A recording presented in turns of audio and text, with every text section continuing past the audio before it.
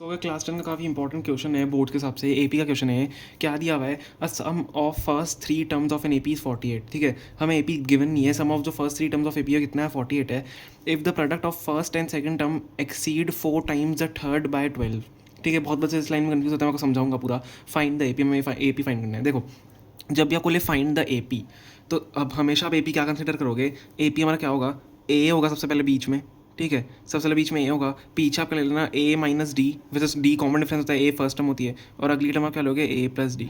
ठीक है, तो हम अपना ए पी क्या लेंगे, ये लेंगे। ठीक है, ये मैंने ए पी ले लिया यहाँ पे।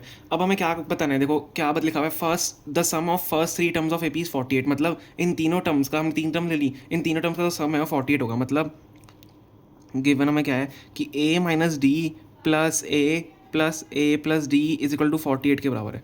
ठीक है, ये हमें गिवन है क्वेश्चन के हिसाब से। तो इसको सॉल्व कर लेते हैं एक बार। इसको सॉल्व करेंगे तो क्या आएगा हमारा, देखते हैं ध्यान से। देखो, ए प्लस ए, ये डी और डी का कट रहा है, डी और डी कट रहा है, नेगेटिव पॉजिटिव है, डी और डी कट गया। 3a इज इक्वल टू 48 के बराबर है। 3a हमारा किसके बराबर है, 48 के बराबर है। तो ए क्या हो जाएगा, ए की वैल्यू क्या हो जाएगी, 48/3। ए की value 48/3 which is equal to 16। तो ए की वैल्यू कितनी आ गई, 16 आ गई। समझ में आ गया। मैंने ऐसे क्या किया, मैंने ऐसे ये निकाल लिया। अब ये वाला पार्ट इंपॉर्टेंट है, ये यहाँ से इंपॉर्टेंट पार्ट होता है जो कि हम गिवन है अकॉर्डिंग टू द क्वेश्चन। अब क्या गिवन है, if the product of first and second term, first और सेकंड टर्म का प्रोडक्ट अगर एक्सीड करता है, सॉरी फर्स्ट एंड क्या लिखा है, first and second term exceed 4 times the third by 12। Exceed 4 times the third by 12 मतलब देखो कैसे लिखेंगे, ध्यान से देखना। फर्स्ट और सेकंड टर्म का प्रोडक्ट हमें गिवन है ए माइनस डी, प्रोडक्ट मतलब मल्टीप्लिकेशन है। फर्स्ट और सेकंड टर्म का प्रोडक्ट मैंने कर दिया।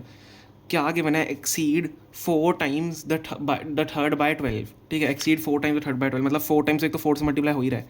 थर्ड टर्म क्या है, ए प्लस डी बाय 12 लिखा हुआ है। अब देखो मैंने इतना इतना पार्ट लिख दिया, एक्सीड 4 टर्म्स बाय 12 मतलब प्लस 12। समझ में आ गया, प्लस होता है हम जब लिखते हैं अगर एक्सीड करा है 12 से। देखो, exceed 4 times the third term by 12, 4 time exceed हो रहा है। देखो ये एक्सीड 12 के लिए, exceed 4 times the third term by 12। 4 times मतलब 4 से मल्टीप्लाई हो रहा है, एक्सीड कितने से कर रहा है, 12 से कर रहा है। समझ में आ गया। तो ये मेरे को इक्वेशन बनानी है, काफ़ी इंपॉर्टेंट है, हमें ये वाली इक्वेशन बनानी है। अगर आपकी ये इक्वेशन गलत होगी तो आपका पूरा क्वेश्चन गलत हो जाएगा। ठीक है, तो ये मैंने यहाँ पे इक्वेशन बना ली अपनी। अब हम नेक्स्ट स्टेप क्या करेंगे, इसको सॉल्व करना है सिंपली। देन लास्ट में हम क्या करेंगे, यहाँ पे एक ही वैल्यू डालेंगे। एक ही वैल्यू हमने इसलिए निकाली जो कि हमको गिवन था, सम जो हमें गिवन था। ठीक है, इसको आप सॉल्व करो, एक ही वैल्यू यहाँ पे 16 डाल दो। 16 minus D into 16 is equal to 4 into 16 plus D plus 12। ठीक है, अब देखो यहाँ से क्या निकलेगा, इस वाली इक्वेशन से डी निकलेगा। देन ए और जब डी निकल देंगे हम क्या करेंगे, ये वाले ए पी में डाल देंगे। ए और डी की वैल्यू तो चाहिए, तो इससे ए पी बन जाएगा, हमें जो ए पी फाइंड करना है। ठीक है, करते हैं इसको सॉल्व। अब क्या होगा, देखो 16 था 256 minus 16d Vij equal to 4। 16 कितना होता है, 16 4 था 64 प्लस 4d, ये 4 अंदर मल्टीप्लाई हुआ है प्लस 12। ठीक है, इसको और फर्दर सॉल्व कर लेते हैं। 256 minus 16d which is equal to, अभी कितना होगा, 64 प्लस 12 हम कर लेंगे। ठीक है, 76 हो जाएगा प्लस 4d। ठीक है, 76 प्लस 4d। अब इसको और सॉल्व कर लो। अब देखो, अब क्या करते हैं, डी वाली टर्म साथ में रख लेते हैं। डी को चलो minus 4d minus 16d is equal to 76 minus 256। ठीक है, समझ में आ गया।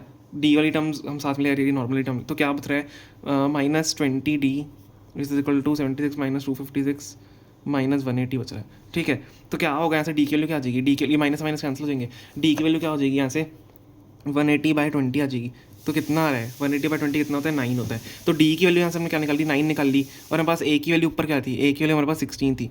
तो और ए पी क्या गिवन है, हमें ए पी फाइंड करना है ना। हमने ए पी क्या कंसिडर किया था, ए माइनस डी, ए और ए प्लस डी कंसिडर किया था। देखो यहाँ ऊपर भी देख लो, ये हमने ए पी कंसिडर किया।